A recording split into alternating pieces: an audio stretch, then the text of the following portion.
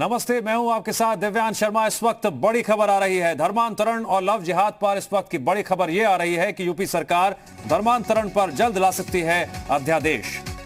अधिकारियों को ठोस धर्मांतरण पर जल्द ला सकती है अध्यादेश। अधिकारियों को ठोस रणनीति पर काम करने के निर्देश दे दिए गए हैं। अभी हाल ही में जिस तरह से लव जिहाद के कई मामले सामने आए हैं, खासकर अगर हम कानपुर जिले की बात करें, 11 केस सामने आए, उसके बाद इस मामले ने लगातार तूल पकड़ा। एक तरफ पुलिस जांच कर रही है लव जिहाद के आरोपियों के क्या खाड़ी देशों से कोई कनेक्शन है, कौन स्पॉन्सर कर रहा है, ये तमाम तरह के सवाल हैं जिनके जवाब अभी आना बाकी है। लेकिन उत्तर प्रदेश की अगर हम बात करें तो बढ़ते कथित लव जिहाद के मामलों का हवाला देते हुए राज्य सरकार जल्द ही एक नया कानून ला सकती है। इसे अध्यादेश लाकर जल्द लागू किया जा सकता है। लव जिहाद के मामले को लेकर के उत्तर प्रदेश सरकार जल्द ही ऑर्डिनेंस ला सकती है। इस मुद्दे पर बात करने के लिए हमारे साथ सलोमनी त्रिपाठी जी हैं। सर, कितनी जल्दी ये माना जाए कि लव जिहाद को लेकर के, लव जिहाद में धर्मांतरण खासतौर पे यदि बात किया जाए तो उनको लेकर के ऑर्डिनेंस कितनी जल्दी सरकार ला सकती है? देखिए, पिछले कुछ दिनों में इस तरह की घटनाएं संज्ञान में आई कि आपराधिक मानसिकता को लेकर कुछ लोग फर्जी नाम पतों से, फर्जी पहचान से दोस्ती करते हैं, उसको प्यार का नाम देते हैं, उसके बाद धर्म परिवर्तन कराते हैं, धर्म परिवर्तन करा के निकाह करते हैं और निकाह करने के बाद क्रूरतम अपराध करते हैं। मेरठ में इस तरह की घटना देखने को आई, बिजनौर में इस तरह की घटना देखने को आई। इसको लेकर मुख्यमंत्री जी ने अधिकारियों को कहा है कि एक ठोस रणनीति बनाइए। क्यों हो रही हैं इस तरह की घटनाएं? प्यार के नाम पर, दोस्ती के नाम पर फर्जी पहचान बनाना, आपराधिक मानसिकता से धर्म परिवर्तन कराना, इस तरह की घटनाओं में जो भी लोग शामिल हैं उनके खिलाफ कड़ी कार्रवाई हो। और पिछले दिनों उत्तर प्रदेश में जो घटनाएं हुई, आपने देखा होगा, मेरठ में एक माँ और उनकी मासूम बेटी को मार के घर के अंदर उनकी कब्र बना दी थी। मुख्यमंत्री जी ने आदेश दिया, तब जाकर वहाँ पर बड़ी कार्रवाई हुई। इस तरह की जितनी घटनाएं उत्तर प्रदेश में देखने को आई हैं उनमें बहुत तगड़ी कार्रवाई हुई है और आगे भी तगड़ी कार्रवाई हो सके, इस तरह की घटनाओं पे रोक लग सके। आपराधिक मानसिकता से जो लोग धर्म परिवर्तन कराते हैं, जो प्यार के नाम पर इस तरह का कृत्य करते हैं, उनको रोका जा सके। इनके पीछे कहीं कोई संगठन तो नहीं है जो फंडिंग कर रहा है, क्योंकि इस तरह के संगठनों के नाम आते रहे हैं कि वो फंडिंग करते हैं। उसको लेकर एक ठोस रणनीति बनाई जा रही है। जो भी होगा बहुत जल्द आप सबके सामने होगा। ये माना जा सकता है कि जो अगली कैबिनेट बैठक हो या जब सत्र हो तो उसमें कहीं इसको लेकर के ऑर्डिनेंस लेकर के, देखिए, मैंने कहा ना कि लगातार कार्रवाइयां हो रही हैं। बहुत सी घटनाओं में एनएसए कार्रवाई हुई, एनएसए लगाया गया। ये कानून के रूप में आएगा या किस रूप में आएगा, मैं सिर्फ इतना कह सकता हूं कि सरकार इसको लेकर गंभीर है, मुख्यमंत्री जी इसको लेकर गंभीर है और संबंधित अधिकारियों को कहा है कि ये घटनाएं रुकनी चाहिए। इस तरह के जो आपराधिक मानसिकता से धर्मांतरण है, वो धर्मांतरण रुकने चाहिए। जो भी होगा बहुत जल्द आपके सामने होगा। धन्यवाद जी मीडिया से बात करने के लिए। कैमरामैन राम बालक के साथ राहुल मिश्रा, जी मीडिया, लखनऊ। और इस खबर पर और अधिक विस्तार से जानकारी देने के लिए जुड़ गए हैं फोन लाइन पर हमारे साथ जी मीडिया संवाददाता राहुल।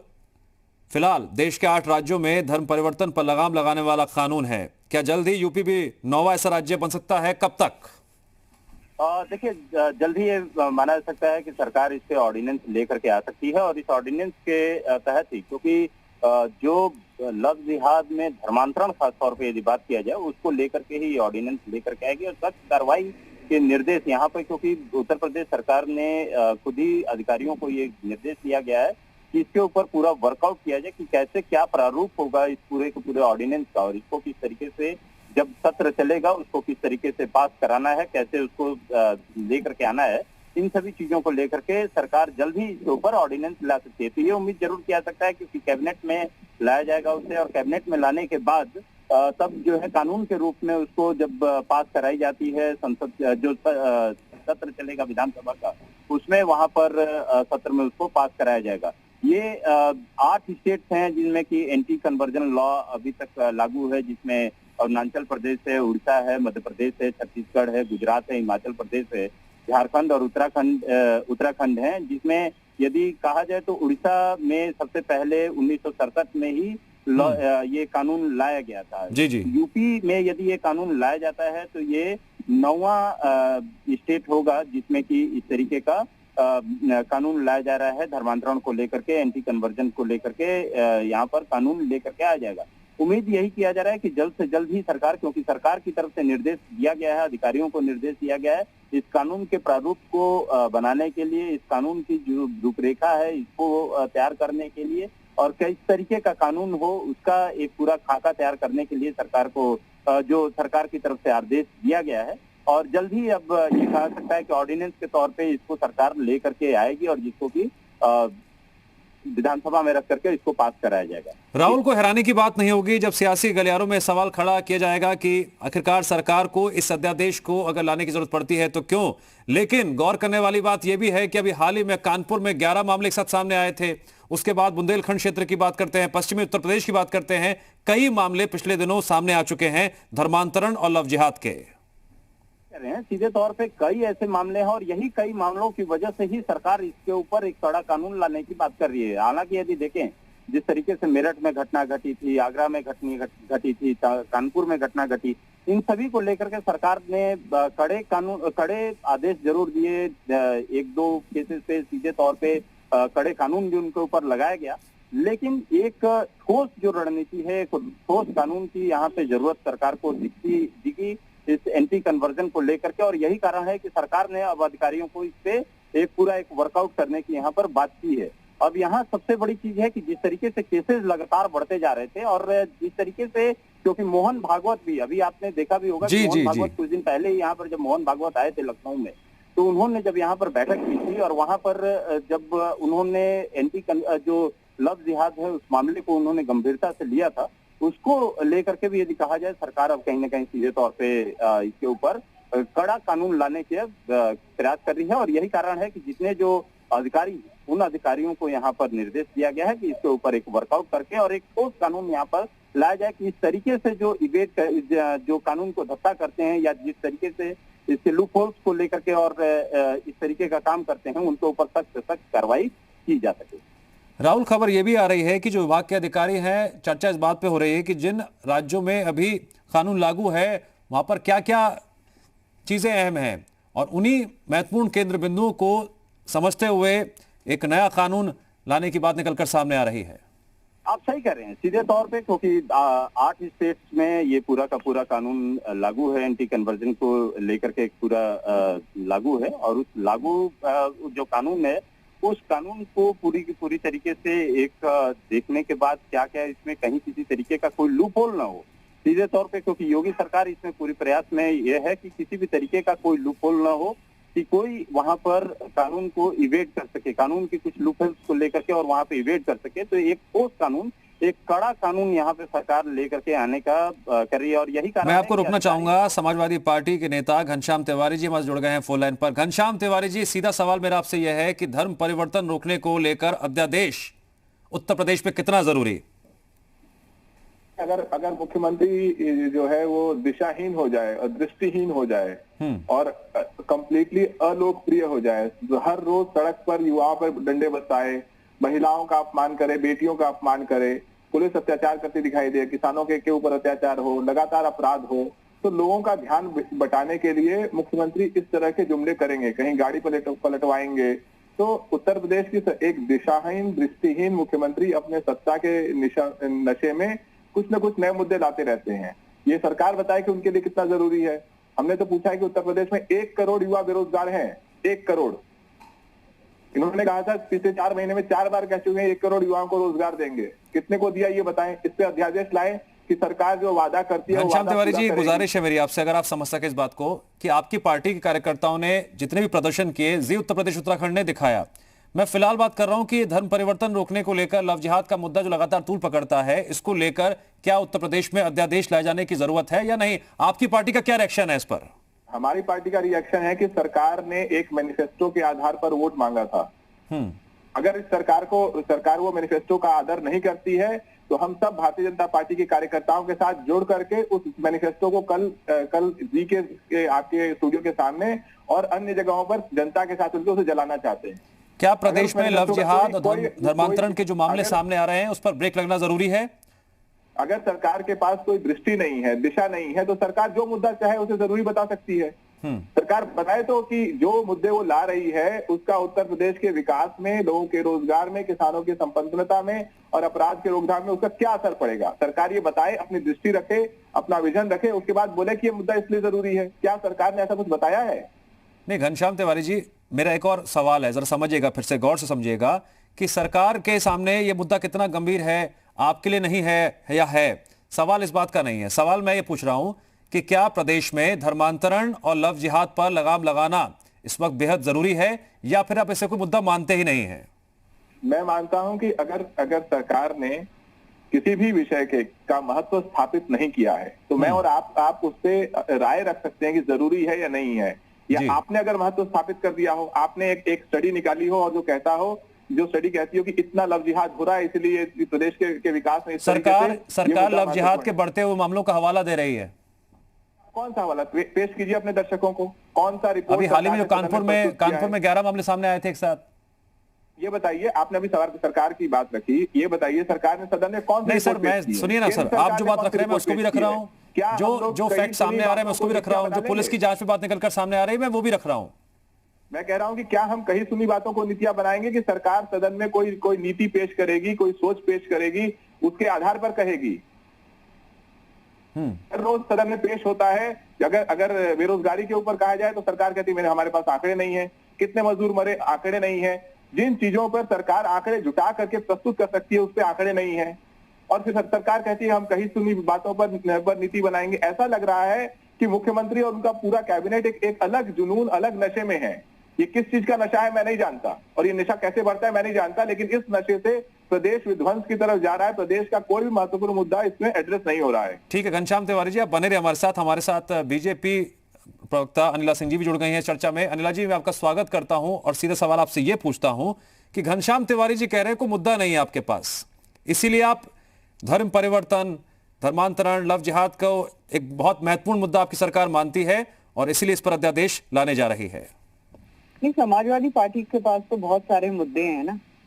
आतंकवादियों के साथ ये खड़े रहते हैं, दंगाइयों के साथ ये खड़े रहते हैं, भ्रष्टाचारियों के साथ ये खड़े रहते हैं, अपराधियों के साथ ये खड़े रहते हैं। इनके पास बहुत सारे मुद्दे हैं, इनको ये मुद्दे इन्हीं को। अनिला जी, धर्म परिवर्तन रोकने के लिए उत्तर प्रदेश में अध्यादेश कितना जरूरी?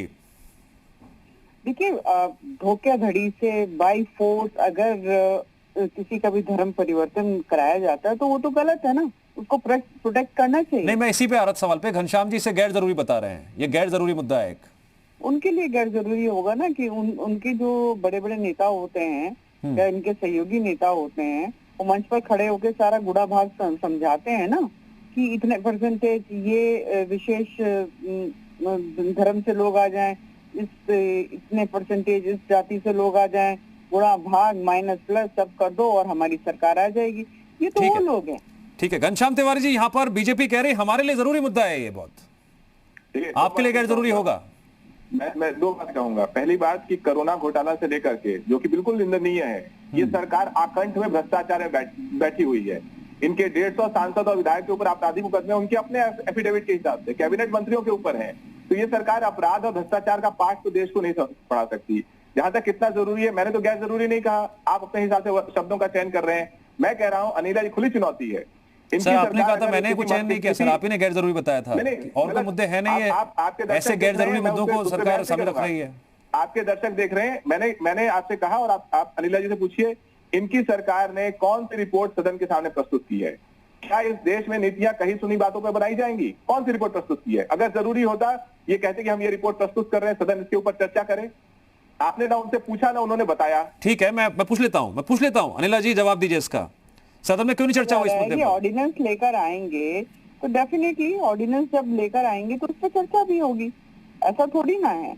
और मेरे ख्याल से घनश्याम तिवारी जी एक बहुत ही पढ़े लिखे व्यक्ति हैं, ये समझते हैं इस चीज को कि बाय फोर्स अगर कोई भी किसी भी प्रकार का जो धर्म परिवर्तन करा रहा है वो गलत है, चाहे वो एक धर्म से दूसरे धर्म में या दूसरे धर्म से पहले धर्म में हो। नहीं अनिला जी, यहाँ पर घनश्याम तिवारी जी का ये आरोप है कि आपके पास कोई ऐसे आंकड़े नहीं है।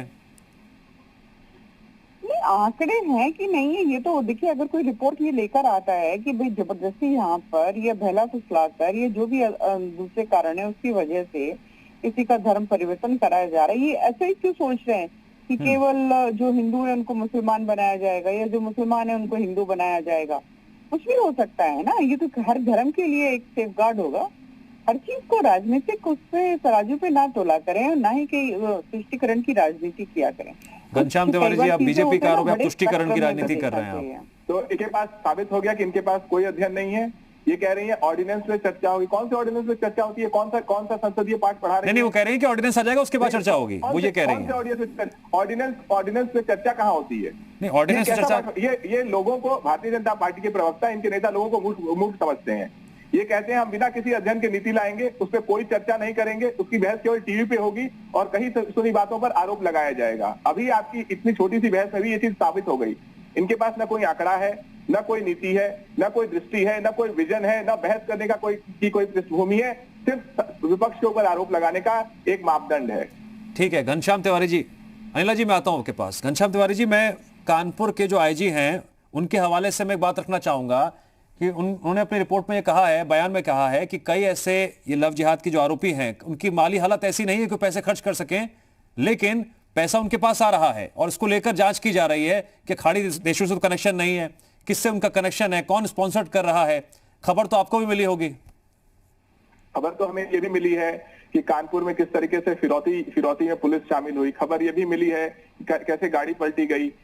खबर ये भी मिली है कि किस तरीके से कानपुर पुलिस के ही लोग सर तिवारी सर, सर मैं आपसे रिक्वेस्ट कर रहा हूं सर, ये सारे मुद्दे हम लगातार उठाते रहे हैं, सरकार सवाल पूछते हैं, बीजेपी से सवाल पूछते हैं, मैं भी धर्मांतरण और लव जिहाद की बात कर रहा हूं। मैं आखिरी बात अपनी बात पूरा करूंगा। मैंने पुनः कहा, अगर कानपुर पुलिस को उत्तर प्रदेश की जनता ने चुना है तो वो रिपोर्ट ले आए। अगर आदित्यनाथ जी को चुना है उत्तर प्रदेश की जनता ने तो वो रिपोर्ट ले आए। आपके पास सदन है, आपके पास बहुमत है, आप रिपोर्ट लाइए। आप बताइए कि देखिए हमारे पास ये आंकड़े हैं, इसके लिए हम ये प्रावधान कर रहे हैं, बहस कीजिए। यानी घनश्याम तिवारी जी, आपकी ये मांग है कि पहले चर्चा होनी चाहिए, फिर सरकार कानून लेकर बनाए इसको। अगर सरकार का कोई विजन होगा तो चर्चा होगी। अगर सरकार का विजन नहीं है, सिर्फ केवल कहीं सुनी बातों पर बहस कराना सरकार की मंशा है ताकि लोगों को भटकाया जा सके, तो बिना किसी विजन के, बिना ठीक है अनिला जी, यहाँ पर विपक्ष की मांगे, चर्चा होनी चाहिए इस पर पहले। बिल्कुल चर्चा होनी चाहिए, उसमें कोई दो राय नहीं है, परंतु पूरी बात जो आपके, मेरे और घनश्याम तिवारी जी के बीच में हुई है उससे एक चीज स्पष्ट हो जाती है कि समाजवादी पार्टी जो है तुष्टिकरण की राजनीति पर पूर्ण विश्वास करती है। हिंदुओं को उन्होंने हमेशा दरकिनार किया है, मुसलमानों का इन्होंने एक प्रकार से शोषण किया है क्योंकि उनको केवल वोट बैंक समझा है। और यहाँ पर जबकि मैंने लगातार कहा और मैं फिर कहती हूँ और पूरे दबाव के साथ कहती हूँ कि लव जिहाद एक सच्चाई है, बिल्कुल सच्चाई है। और यहाँ जो पैसे मुकदमे लड़ने के लिए आते हैं वाकई में बाहर से आते हैं, नहीं तो आप देखिए हादिया का जो केस हुआ था उसके माता पिता जो हिंदू थे वो तो मुकदमा नहीं लड़ पाए, वहाँ से बड़े बड़े वकील हो रहे थे। कहाँ से पैसे आ रहा था? आजम खान दे रहे थे, ये मुलायम सिंह यादव ही, अखिलेश यादव दे रहे थे। अनिला सिंह जी, घनश्याम तिवारी जी, जी उत्तर प्रदेश उत्तराखंड से बातचीत करने के लिए और इस चर्चा में जुड़ने के लिए आप दोनों का ही शुक्रिया।